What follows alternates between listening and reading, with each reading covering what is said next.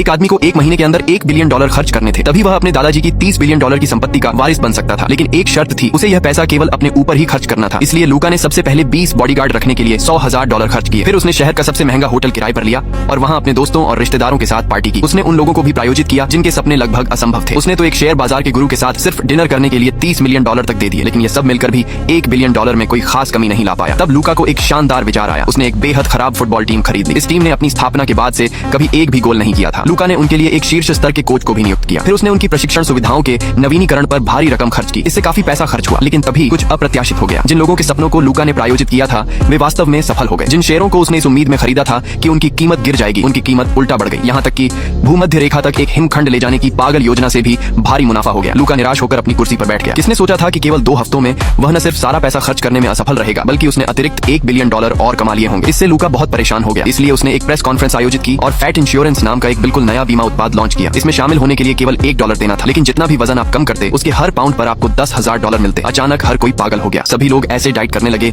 जैसे उनकी जान उसी पर निर्भर हो। तिजोरी में रखा पैसा तेजी से खत्म होने लगा। लेकिन तभी लूका को एक फोन आया। उसकी गर्लफ्रेंड का अपहरण कर लिया गया था। अपहरणकर्ताओं ने उसकी रिहाई के बदले $10 मिलियन की मांग की। अब लूका के सामने 2 विकल्प थे। वह $10 मिलियन देकर अपनी गर्लफ्रेंड को बचा सकता था, लेकिन ऐसा करने से वह नियम तोड़ देता और $30 बिलियन की विरासत खो देता। लेकिन अगर वह पुलिस को बुलाता तो अपहरणकर्ता उसकी गर्लफ्रेंड को मार देते। जब वह यह फैसला करने के लिए संघर्ष कर रहा था, तभी उसके दादाजी अपहरण वाली जगह पर पहुंच गए। पता चला कि यह उसके दादाजी द्वारा लूका के लिए रखा गया एक गुप्त परीक्षण था। केवल तभी जब लूका पैसे छोड़ने के लिए तैयार हो जाता, यह साबित होता कि वह $30 बिलियन की संपत्ति का असली हकदार है। लेकिन दादाजी दोपहर तक इंतजार करते रहे और लूका अब तक नहीं पहुंचा था। अपहरणकर्ता अपना काम खत्म करके घर जाने की तैयारी कर रहे थे। तभी उन्होंने सीढ़ियों पर लूका को देखा। वह अपनी गर्लफ्रेंड को बचाने के लिए पैसे लेकर आ रहा था। आखिरकार लूका ने सभी परीक्षाएं पास कर ली।